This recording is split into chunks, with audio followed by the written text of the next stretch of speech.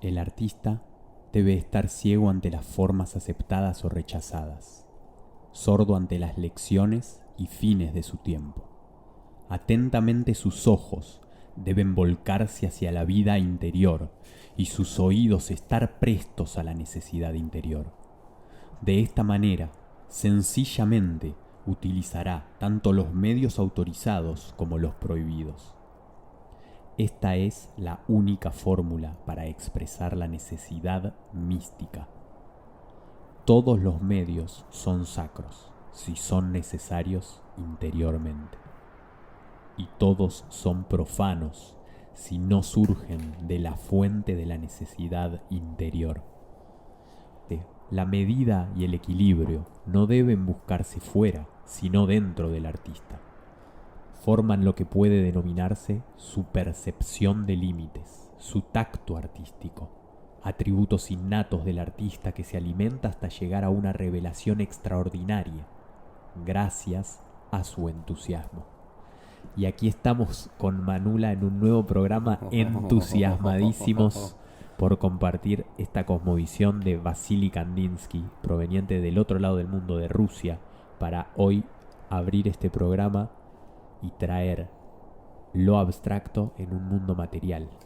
Bueno, genial, abriendo acá la nave porque venimos a romper, venimos a pensar en los grandes quiebres, en romper nosotros incluso con las formas establecidas, hacer nuestro lugar para hablar sobre arte acá con ustedes. Traemos a un gran inspirador de quien ha roto un montón de límites en el plano de la forma que es el plano del arte, ¿no? Donde forma y contenido van a ser la misma cosa y lo vamos a ver en Kandinsky. ¿Qué te resonó de lo que acaba de mencionar? Bien, primero que siendo un artista visual como fue él, que él diga el artista debe estar ciego, ya es un montón, porque un artista que trabaja con la mirada, como el pintor, que esté ciego, digamos que es su sentido principal. Y después continúa, ciego ante las formas aceptadas. Sí, tal cual. Formas admitidas, dice. O rechazadas. O rechazadas, digamos. Por lo tanto, digamos, la regla artística, lo que está vigente como arte aceptado en ese momento dado. Claro. Qué bueno, que claro, por supuesto que cuando él pinta es una revolución total. Salir de la figura, viniendo Claro. la pintura de ser una excentricidad de reyes, una forma de poder compartir su propio legado con el futuro, pero solo para gente rica, empezar a crear por el pulso que le nace desde adentro, casi como estamos haciendo este podcast. Sí, así es. Porque así nos nace, yendo. porque nos nace y es una pulsión que sentimos y que nos lleva a compartir también todas estas informaciones nutritivas que nos van llegando a nuestra vida. Este texto de Kandinsky fue agarrado en un oráculo en el auto que hicimos, lo abrimos y apareció este texto para abrir hoy el programa y nos pareció muy interesante porque en definitiva estamos siempre hablando de una persona que quiere evolucionar, que quiere poder expresarse. A esa persona se la puede llamar artista o no artista, pero en el fondo, en el fin último, el artista es una persona, es un humano que necesita desarrollarse, que necesita expresarse y ser escuchado, aún por él mismo. Y lo que propone acá Kandinsky es cerrar los ojos hacia lo que acepta la gran mayoría y entregarse a escuchar lo que pulsa desde adentro para compartirse en un afuera. Y eso muchas veces no tiene forma humana, tiene forma de líneas, de puntos, de colores. Y ahí es donde la emoción se cola. Sí. Estamos hablando de una necesidad interior de la cual habla, que él lo va a relacionar con una cuestión mística. Ustedes dicen, bueno, este señor está pintando formitas, unas cosas rojas, azules, amarillas. No, él está hablando de mística en este arte que hace, que dice, es una cuestión espiritual que va a tener que ver con la percepción innata del artista? O sea, ¿cómo se va a expresar esto que decimos es bello, es hermoso este cuadro? ¿Cómo sabe el artista? Bueno, hay una medida, hay un equilibrio que es interior del artista, que va a encontrar la forma justa de decir lo que quiere decir, de mostrar lo que quiere mostrar. No apurándose cuando no tiene que apurarse, porque se escucha y sabe cuándo es su momento también de compartir, cuándo es su momento de interiorizar. Hay que vivir los procesos también, creo que de eso es lo que habla Kandinsky, de que no es necesario tener que hacer un arte solamente porque la pegue, o un arte que reviente, sino un arte que a uno lo conecte, que a uno lo haga sanar, un arte terapéutico, medicinal. Y eso desde nosotros va a generar una energía tan grande que nos va a permitir generar un arte que nos dé economía también. Sí, que también, por un lado, lo podemos pensar terapéuticamente, pero yo creo que Kandinsky también habla de lo espiritual en este sentido, como de que no hace falta estar mal para hacer arte, sino que hace falta tener ganas de conectar con lo más elevado que tiene el ser humano, que es lo místico. Entonces, el arte es la puerta de acceso para este señor al mundo espiritual. Y con eso nos ponemos en tema, porque yo también lo siento así y lo experimento así. Para mí el arte es una puerta espiritual, donde hay una hoja en blanco, luego hay un mundo que dura toda mi vida y tal vez otras vidas también. Y hoy, 100 años después de Kandinsky, dos muchachos en Buenos Aires están trayendo sus palabras y van a seguir vibrando porque tienen una importancia, Voy a remarcar también esta última parte que cierra en que la medida y el equilibrio no deben buscarse fuera, sino dentro del artista, porque son su propia sensación de límites.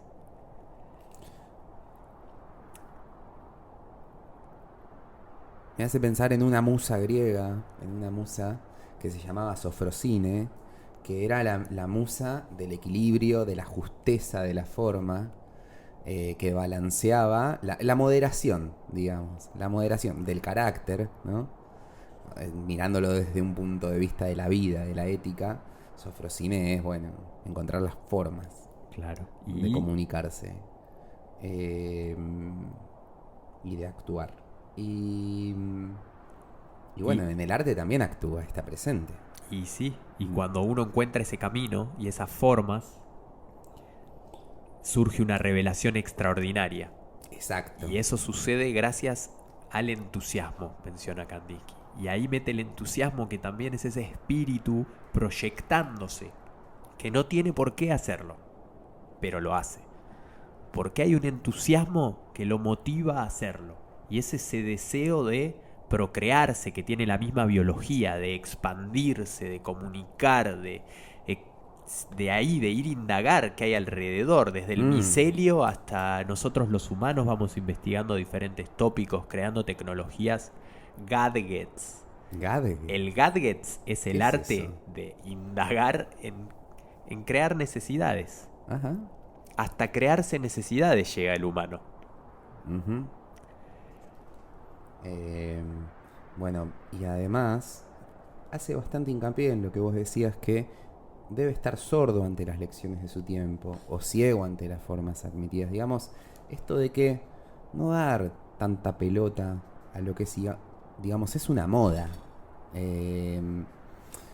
Y hay que plantarse firme, entender en esto que es una moda y que la moda está condenada a perecer. Pero, digamos, cuanto más se ajuste a la moda un artista, más breve va a ser su existencia. Por más que pueda tener un éxito. Ya tiene sentenciado el camino. Sí, Ya lo va a tiene. matar la moda, es como su mismo verdugo que lo origina.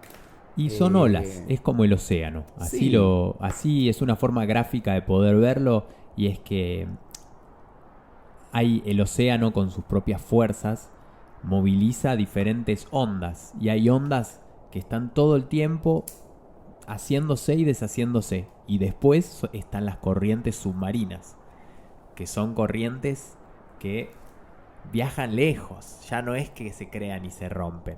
Y esas son las que van subacuático. Entonces acá ya entramos en el terreno del subconsciente. En las obras abstractas uno puede visitar al artista y su emoción al verlas. Cuando uno ve las obras de Kandinsky, tiene una mixtura de emociones porque él las trabajó cada una de esas y las fue plasmando en formas, puntos y líneas. El que quiere investigar más, Kandinsky sobre lo espiritual en el arte o Kandinsky el punto y la línea, y ahí va a poder desarrollar mucho más cómo teorizó Kandinsky el acto de pintar abstractamente. Sí, sí, y verlo, sobre todo, también antes que nada, verlo y buscar esto. Hay un espíritu, hay una balance, hay un equilibrio, hay un cagarse en las formas. El gran arte, si nosotros pensamos en la artista más importante, plástica, que tenga Latinoamérica hoy, que es Frida Kahlo, nos vamos a dar cuenta que se cagó, como todo artista, en las normas estéticas. Transgredir es el trabajo del artista de alguna forma, porque si no, es moda. Tal cual. Si no transgrede, es moda. Y no hay nada malo en que sea moda, pero el transgredir realmente es lo que hace que la vida prosiga, porque se va diversificando, hay nuevas cosas, nuevas corrientes que la evolución ahí camina y galopa. Y es que el artista que pasa a la historia, digamos, no es el que está prendido a la ola de la moda. El artista que pasa a la historia es el que va a contraola. Y el que tiene esas visiones y las puede plasmar, normalmente es una persona que de alguna forma tiene una relación con su interior. La pueden llevar muy bien y vivir en la senda de la autoinvestigación. De hecho, nos podemos ir a los yogis. Y también puede haber gente que la lleve muy mal, como Alejandra Pizarnik, una persona que innegablemente era espiritual, porque estaba todo el tiempo hablando de su interior y de lo que ella sentía y de todo su mundo interior. Sin embargo, ella no podía con todo ese mundo interior, porque a veces el portal que abre el artista es muy grande y uno tiene que estar dispuesto a trabajar con eso. Sí, no quiero juzgar de la vida o de su decisión del suicidio, porque me parece una decisión particular y hasta puede tener total sentido. Hoy me enteré que era lesbiana, por ejemplo, y que ser lesbiana estaba prohibido en aquel entonces. Y en sus diarios aparece esto, y la familia, por ejemplo, cuando se publicaron sus diarios, censuró la parte de que Pizarnik era lesbiana.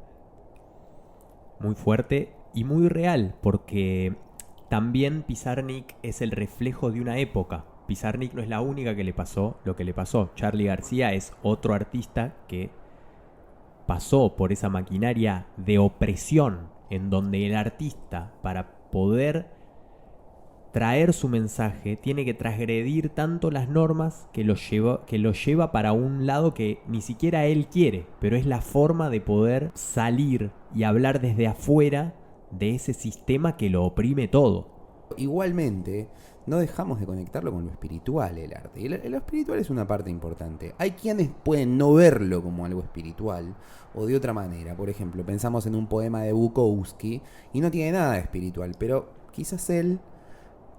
Yo lo siento espiritual a Bukowski. Porque ¿qué pasa? Una persona que se pone a escribir es una persona que ya le da una validez a su mundo interior. Y eso es muy espiritual.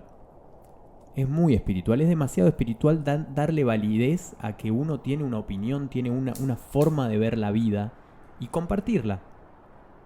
Sí, porque un escritor es un soldado menos. Y además es alguien que se expande en su sentir a través del lenguaje. Como tantos medios expresivos hay, ¿no? El lenguaje. Entonces, dentro de todo ese caos del que algunos pueden sanarse y llegan a sanarse y otros se entregan a la opresión del ambiente porque es mucha, dentro de toda esa maraña de poetas argentinos, de poetas extranjeros, de poetas, y al decir poeta decimos persona sensible, con mente perspicaz pero conectado con su corazón.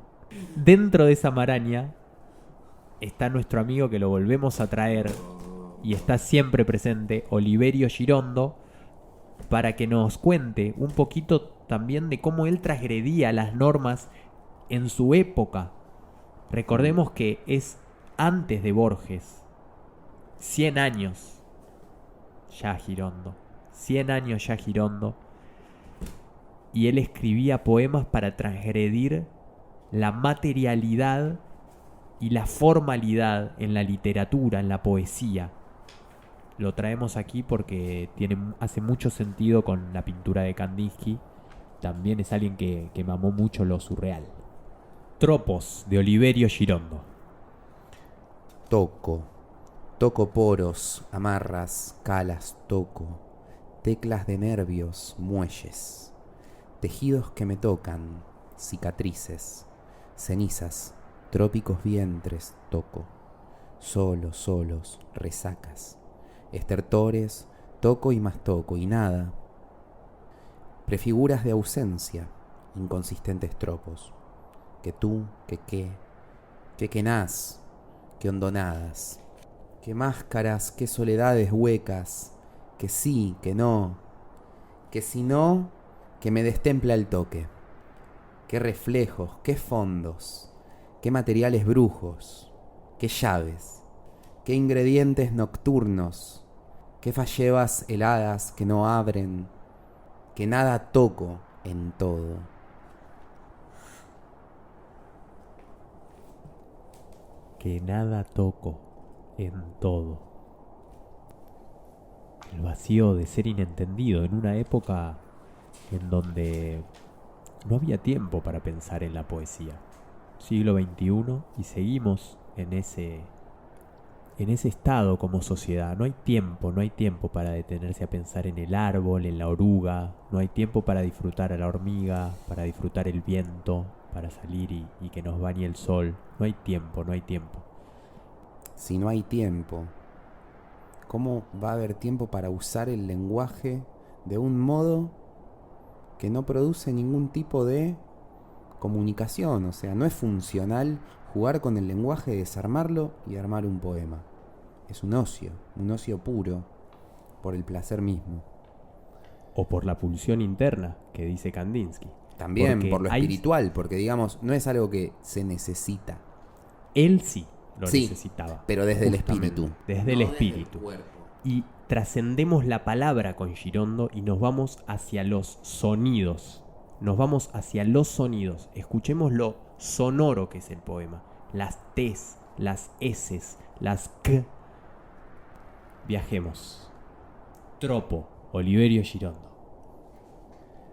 Toco poros, amarras, calas toco, teclas de nervios, muelles, tejidos que me tocan, cicatrices, cenizas, trópicos vientres toco, solos, resacas, estertores, toco y más toco y nada, prefiguras de ausencia, inconsistentes tropos, que tú, que quenás, que hondonadas, qué máscaras, qué soledades huecas, que sí, que no, que si no, que me destempla el toque, qué reflejos, qué fondos, qué materiales brujos, qué llaves, qué ingredientes nocturnos, qué fallevas heladas que no abren, que nada toco en todo.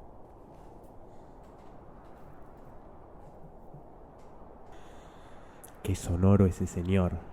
Como si hubiera un esqueleto de sonoridad en el poema, que se canta solo. Que son letras rectilíneas. La Q, la T. Son letras que tienen unos sonidos... Quiebres. Quiebres, que era mucho su personalidad. Que tú.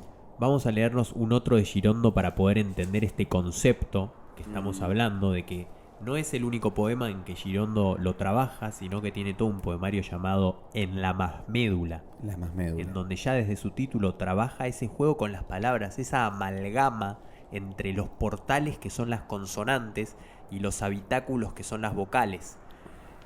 A través de muchas consonantes podemos entrar a estados, y la más médula es entrar a un estado en que ahora les vamos a compartir.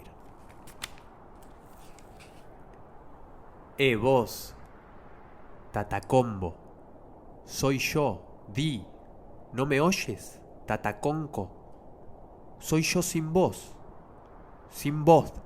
aquí, yoyando, con mí yo solo, que yoya y yoya y yoya, entre mis subyoyitos tan nimios, microscópicos. Lo sé y tanto, desde el yo mero mínimo, al verme yo harto en todo, junto a mis ya muertos y revivo yoes, siempre yoyando y yoyando siempre, porque si sos, ¿por qué di? Vos, ¿no me oyes, tata todo? Porque tanto yoyar, responde, ¿y hasta cuándo?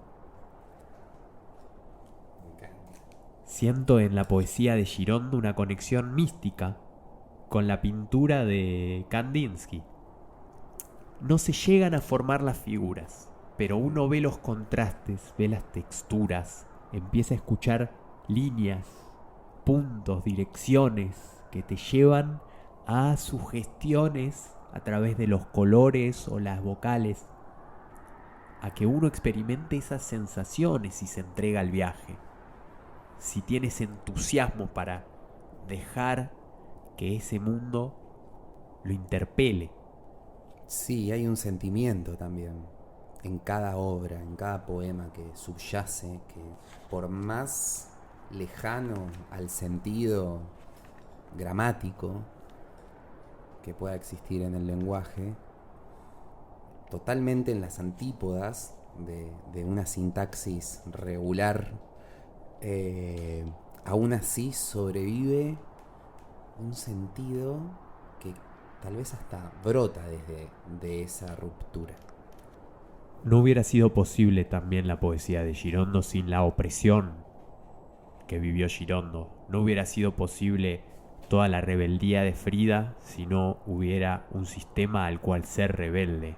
No hubiera tenido sentido este podcast si no hubiera cosas de las que hay que hablar y hay que tener presentes para que podamos seguir evolucionando como especie, abrir más nuestra percepción y darle el espacio al arte que tuvo en miles de años, porque los artistas eran los alquimistas, eran los que podían ver los elementos, la energía y mezclarlos para generar oro. Acá estamos hablando de personas que hilvanan sonidos. Girondo es una persona que hilvana consonantes, que es lo que él expresa. Y en esas consonantes, en esas vocales que no forman una escritura convencional, sino que al agrupar estas consonantes y estas vocales genera emociones, genera espacios, atmósferas. Y eso es transgresor. Sí, pensábamos en la ropa de Frida, por ejemplo, o cómo Frida se opuso a su época, desde su vestimenta, cuando se identificó con los pueblos originarios, y se vestía en plena Nueva York con la ropa de los pueblos originarios. Dijo: yo voy a hacer honor a la línea materna de donde nací, no a la paterna, que es europea, sino a la materna, que es americana. Sin embargo, vivía en New York y ella vivía también con su nacionalidad europea. No era parte de matarla, pero sí de reavivar también sus raíces no aceptadas por la norma y la normalidad. Tal cual, que lo que hace es básicamente cagarse en las normas europeas del comportamiento, de la pintura incluso, ¿no? Del vestir, de los rituales. Pensemos que los pueblos indígenas tienen totalmente otra concepción de la belleza, de la sexualidad, de la economía. De la economía. De cómo hacer las cosas. Tienen una percepción diferente del entendimiento de las realidades. Hay gente todavía en nuestra tierra que no usa celular. Y eso es una percepción muy diferente en nuestra tierra. Hay gente que no usa celular. Incluso como cosmovisión o, por ejemplo, se dice que los pueblos guaraníes había un tercer género natural que podían no ser ni hombre ni mujer, estas personas, y sin embargo cuando llegó el hombre europeo con la Iglesia Católica, con la espada y la Biblia, dijeron: no, hombrecito por acá, mujercita por allá. Usted tiene que escribir así, usted tiene que escribir asá. Va a leer la Biblia y sus dioses los vamos a quemar.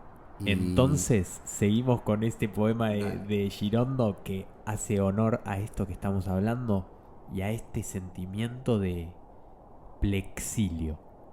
Ego fluido, éter vago, ecocida, ergonada, en el plespacio, prófugo, flujo fatuo, no soplo, sin nexo anexo al éxodo, en el coespacio nubifago, afluido, preseudo, heliomito, subcero, parialapus de exilio, en el no espacio, ido.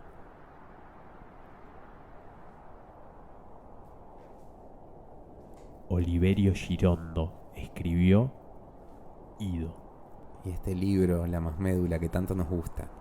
Justamente porque en este libro Girondo se va al carajo con seguir indagando en la forma y en la forma y en la forma y en la deconstrucción del lenguaje. Recordemos, un hombre de traje, indagando en su interior y buscando las formas y plasmándolo, teniendo la confianza y la suficiente sensibilidad para poder catalizar estos poemas de su mundo interior, de todos los pensamientos que él tuvo siempre, de todos sus negocios, de todo eso catalizó estas poesías, y eso es un gran acto de sensibilidad que lo pone en un lugar de artista, porque hablamos de lo que decía Kandinsky en un principio, de que si te resuena y pulsa desde adentro, el arte rompe todas las barreras y se hace. Y La Masmédula es un ejemplo de eso. Sí, sí, y no nos olvidemos que es un arte sagrado. Y estamos hablando de lo sagrado acá, que no es un tema menor, por así decir. Como decir, no, la gente de antes creía en lo sagrado. No, están hablando de lo más elevado que puede haber. Son humanos dándose tiempo para experimentarse y hablando de lo que les pasa. De lo que les pasa. Porque en realidad es eso. Cada artista representa lo que le pasa en su interior. Lo que le pasa. Se opone a la época. En su época entra en contradicción con la época. Y la trasciende para poder crear. La va a romper. Hay una norma que lo presiona a todo artista y a toda persona en sí, ¿viste? Porque las normas estéticas están permanentemente presentes. Hay una forma de ser, una forma de comportarse, una forma de vestirse, una forma de besar, una forma de comer, una forma de cagar. Hay una forma para todo. A menos que aparezca un artista que se conecte con él mismo, que aparezca una persona artista para darle el nombre. Estamos generando el manifiesto que lo vamos a publicar prontamente, donde vamos a poder aclarar mejor a qué nos referimos cuando hablamos de artista. Pero artista es un aglomerado de condiciones que una persona, un humano, puede desarrollar y descubrir en uno mismo, porque eso está intrínseco, es una forma de ver el mundo, de percibir, de expresar, de comunicar, de autovalidar su propia vida y su propia experiencia, y darse el espacio para ser un humano que experimenta la vida y la comparte.